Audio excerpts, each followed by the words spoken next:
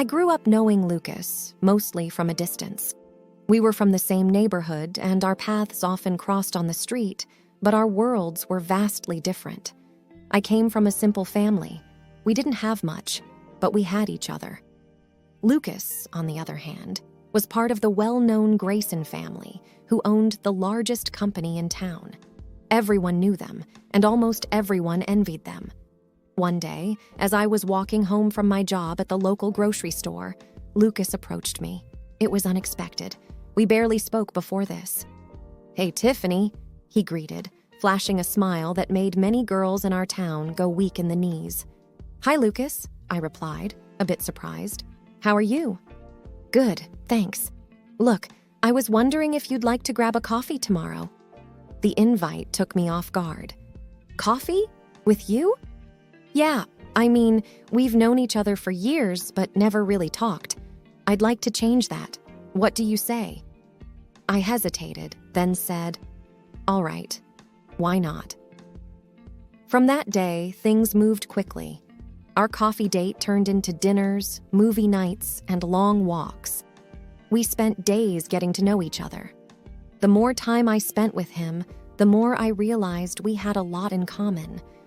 One evening, as we were walking by the river, Lucas turned to me and said, "Tiffany, these past few weeks with you have been amazing. I've never felt this way about anyone before." I looked up at him. "Lucas, this is all so new to me. I never expected any of this." He took my hands in his. "Neither did I, but now that we're here, I don't want to let you go." Days turned into weeks, and weeks into months. Before I knew it, Lucas was on one knee holding out a simple ring. "Tiffany, will you marry me?" Tears filled my eyes. "Yes, Lucas. Yes, I will." The news of our engagement spread quickly. Everyone was surprised. No one saw it coming. But here we were, two people from different worlds, finding love in the most unexpected place. As the wedding preparations began, I couldn't help but feel like I was living in a dream. The Grayson family was beyond supportive. They welcomed me with open arms, especially Lucas's mother, Mrs. Harriet Grayson. She was thrilled about our union and took charge of most of the wedding arrangements. "Tiffany," she said to me one day, "I want you to have the best wedding. You're going to be a Grayson now." "Thank you, Mrs. Grayson. I never imagined any of this," I replied, overwhelmed. "You deserve it, dear. Lucas is lucky to have you." The big day arrived sooner than we expected. As I stood at the altar, looking at Lucas, I felt grateful for this unexpected turn my life had taken. Little did I know, things were about to change in ways I could never have anticipated. The move to our new home was swift, just days after our wedding. It was a quaint, charming place, not too large, with a hint of vintage charm. Lucas had picked it out, saying it was perfect for us to start our life together. From the moment we stepped in, I felt an unexpected chill, not from the house itself, but from Lucas. The warmth he had exuded throughout our courtship seemed to evaporate. Our rooms echoed with silence, broken only by the mundane conversations about household chores or grocery lists. One evening, after setting up the dinner table, I tried initiating a light conversation. "The house feels cozy, doesn't it? We can maybe get some plants for the balcony?" Lucas, who was absorbed in some paperwork, merely grunted in reply. Sensing his detachment, I attempted to bridge the distance. "Lucas, is everything okay?" He looked up, seemingly irritated. "Yes, why wouldn't it be?" "I just feel you've been distant since we moved in." I hesitated. "Did I do something wrong?" He sighed heavily, avoiding eye contact. "It's nothing. I'm just busy with work." "But you're always here, at home, with me," I pointed out, trying to understand his sudden change. Lucas's voice hardened. "Look, Tiffany, I have a lot on my mind. The marriage, the house, my work responsibilities. It's all a bit overwhelming." I felt a pang in my heart. "I thought we were in this together," I murmured. He didn't respond, just got up and headed to our bedroom, leaving me alone with my thoughts and the now cold dinner.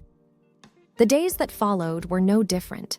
Mornings were a hurried affair, with Lucas often leaving before I was even fully awake. Evenings were cold and silent. I tried engaging him, suggesting we go out or inviting friends over, but he always had an excuse. Mrs. Harriet Grayson, during one of her visits, sensed the tension. "Tiffany," she whispered, pulling me aside. "Is everything okay between you two?" I bit my lip, trying to hold back tears. "I don't know, Mrs. Grayson. He's changed." She gave my hand a comforting squeeze. "Give it time, dear. Marriage is a big step. Perhaps he's just adjusting." I nodded, but deep down, doubts were setting in. Was this how my married life was going to be? In the shadow of Lucas's coldness? Determined to find answers, I decided to take matters into my own hands. Days turned into weeks, and the cold atmosphere in our home continued. The initial days of trying to break the ice with Lucas had led to a routine of silence. I'd find myself often staring at the wall, counting the minutes until he'd return home. But when he did, it was as if I was living with a stranger. One evening, I decided to cook his favorite meal, hoping it might cheer him up or at least get him to talk. As I set the table, I thought of our earlier days and how he'd compliment my cooking. Now, the very idea of him sitting to eat with me seemed like a distant dream. Lucas walked in later than usual. I greeted him with a hesitant smile. "Hey, I made your favorite tonight." He glanced at the table and then at me. "I ate out." "Oh," I said, my voice barely above a whisper. "Okay." There was a moment of silence. "Lucas," I started, my voice firm, "we need to talk." He sighed, running a hand through his hair. "Not now, Tiffany." "When then? You've been distant for weeks. I don't even know what's going on in your life anymore." Lucas looked at me, his face expressionless. "It's just work. There's a lot of pressure." I nodded slowly. "But we used to talk, Lucas. We used to share. Now I feel like I'm living with a ghost." Lucas looked away, not meeting my eyes. "I need some space, Tiffany." The words felt like a blow. I took a deep breath, trying to keep my emotions in check. "Space? We live together, Lucas.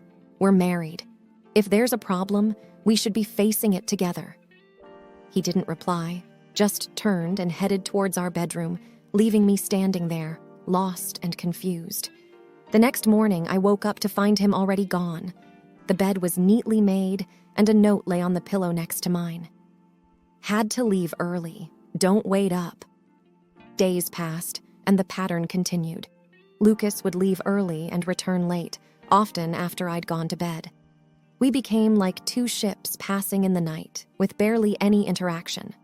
One afternoon, as I sat in the living room flipping through an old photo album, tears streamed down my face.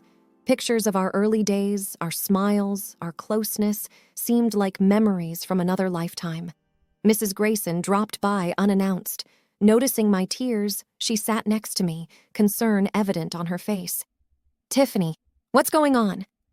Wiping my tears, I replied, "It's Lucas, Mrs. Grayson. He's changed. I feel so alone." She looked at the pictures and then at me. "Marriage has its ups and downs, dear, but communication is key."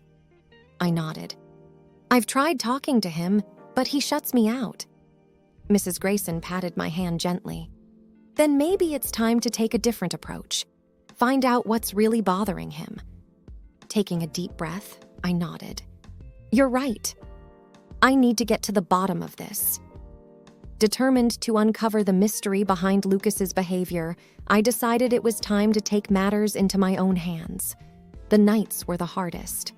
Alone in the vast mansion, I'd often find myself waiting for Lucas to walk through the door. But more often than not, the ticking of the clock was the only sound that kept me company.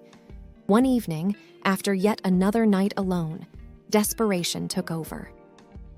I decided to call Mrs. Grayson. Perhaps she knew something I didn't. Maybe she could talk some sense into Lucas. "Mrs. Grayson?" I started hesitantly, when she picked up the phone. "It's Tiffany. I was hoping to speak with you about Lucas." There was a brief pause. Then, in a softer tone, she replied, "Oh, Tiffany, what's the matter?"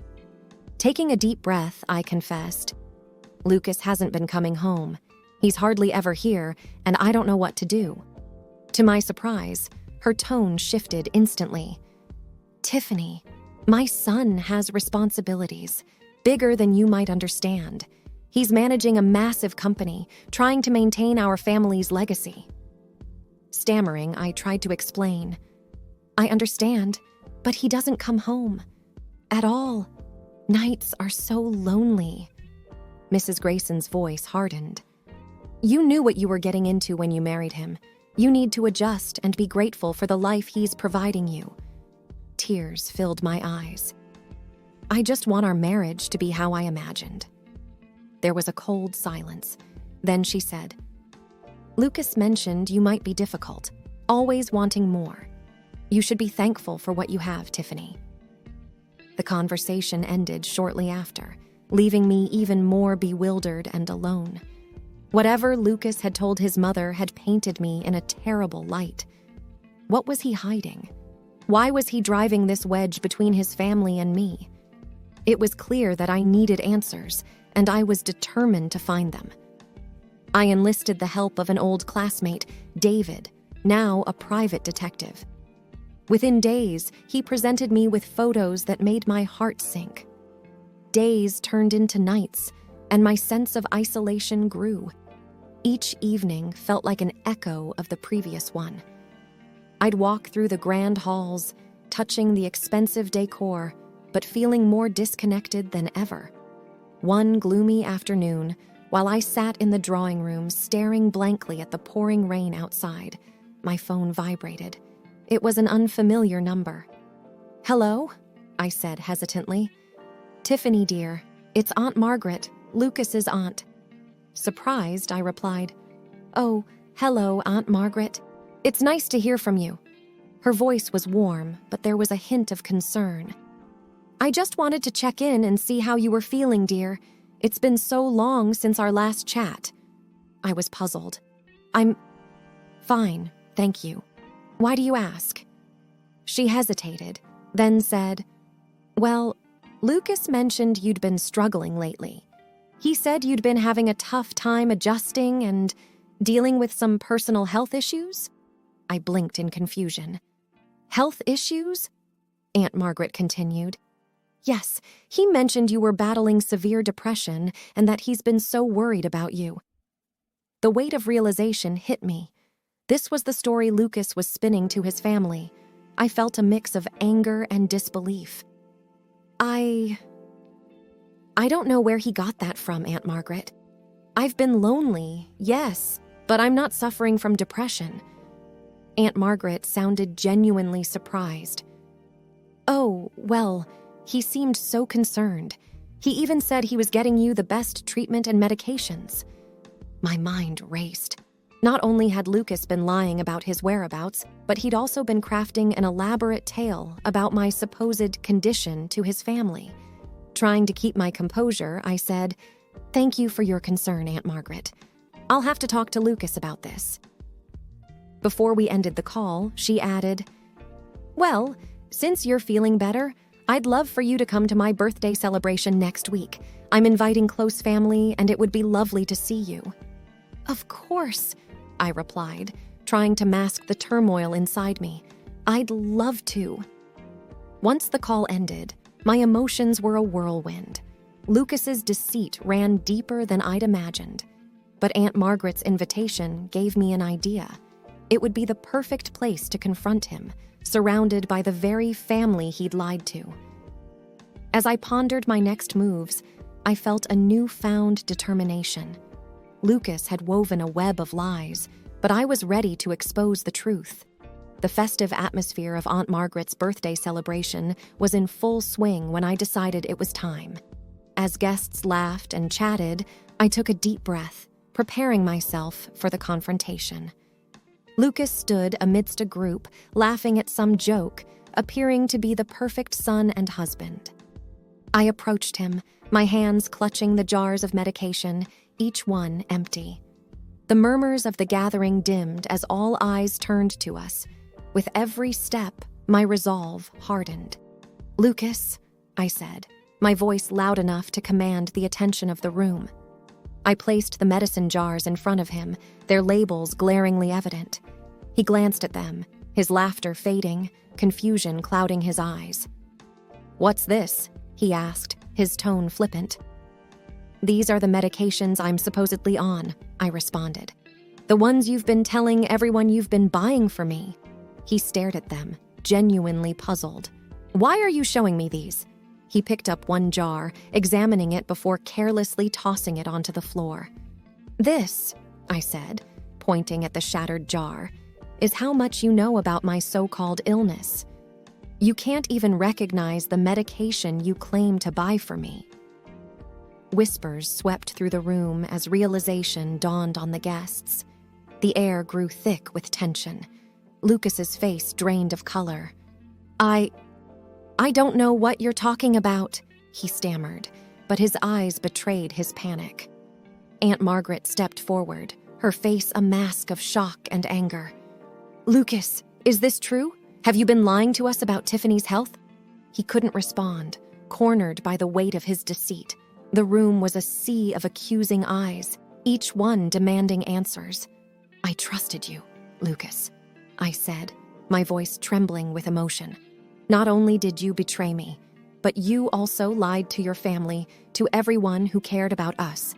He looked down, unable to meet anyone's gaze. The room remained silent, the weight of the revelation sinking in. All the pretense, the stories, the lies, they had finally caught up with him. With the shattered medicine jar as the only sound, the room was thick with tension. Lucas had gone pale, his confident facade crumbled. I wasn't done, though.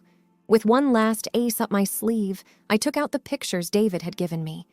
Pictures that showed Lucas with a woman who wasn't me. "Recognize her?" I asked, handing the pictures to Aunt Margaret, who was closest to me. She looked at them, her eyes widening with recognition and dismay. "Oh no, Lucas, not her," she murmured, more to herself than to anyone else. Lucas shifted uncomfortably, looking like a deer caught in headlights. "What is it, Aunt Maggie?" one of the cousins, Sarah, asked. Aunt Margaret looked up, her expression grave. "This is Isabella Travers. She's well known in our community, for all the wrong reasons." I felt a chill. The way Aunt Margaret said it, it seemed this Isabella had a history with the family.